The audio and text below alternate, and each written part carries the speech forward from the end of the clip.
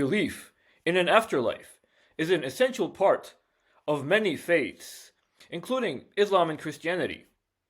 The Quran states that humans will be brought out of their graves and reconstructed into alternative life forms that we don't even know are yet. These alternative life forms will then possess intelligence similar to ours, and they will be subjected to a range of trials on the Day of Judgment.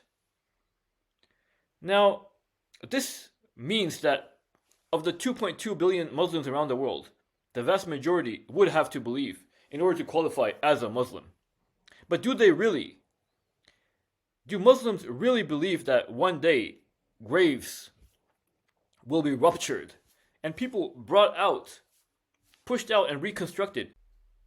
It really takes a leap of faith to actually believe that one day when you're dead and you're reduced to bones or even dust, that your grave will then be opened up and your flesh will be reconstructed.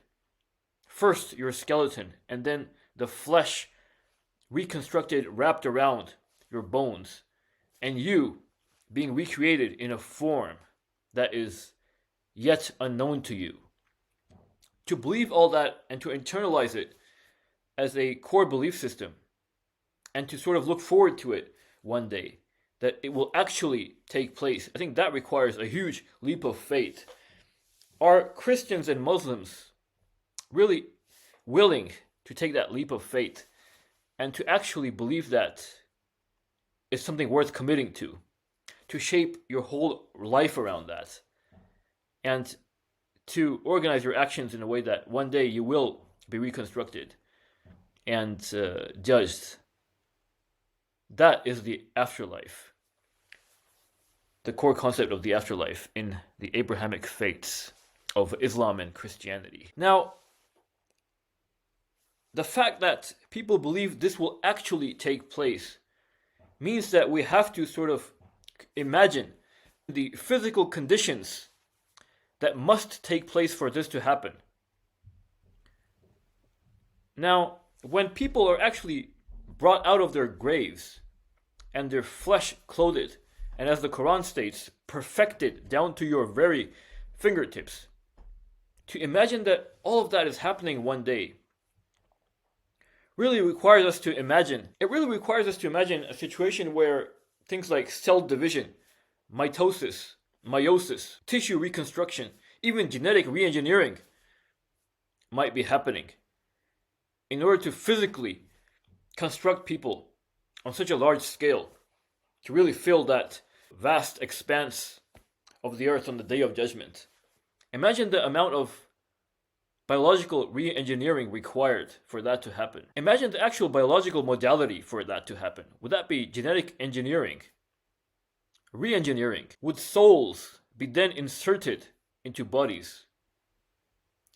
Kind of like what happened in Avatar. Is that how the Day of Judgment might happen?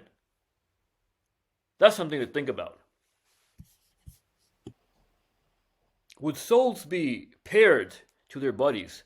Kind of like Bluetooth pairs to devices. Once your body is reconstructed through genetic engineering or tissue re-engineering, would then angels be able to pair your soul that exists concurrently in some other place or medium? Would that soul be then reinserted into your body via some unknown mechanism? Could that be like Neuralink? You know what Elon Musk is building?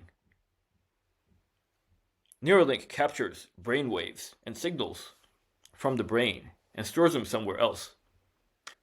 Could that process be reversed on the Day of Judgment to actually bring in those electrical signals and push them into your brain? That would be the reverse of Neuralink. That's an interesting concept because we know that the brain generates electrical signals that devices such as Neuralink can pick up. Now, if the brain is constantly generating those signals throughout our lifetimes, is it also generating magnetic counterparts? And if so, is that magnetic counterpart being recorded anywhere? Is that magnetic counterpart actually the soul that's being collected or recorded somewhere else, and that will be then paired back to a newly reconstructed body on the day of judgment? So it's currently being fed out from our brains.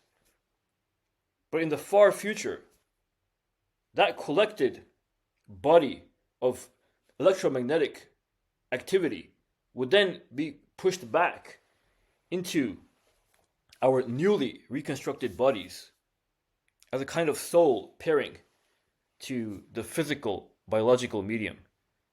Is that how the Day of Judgment might take place? Wow.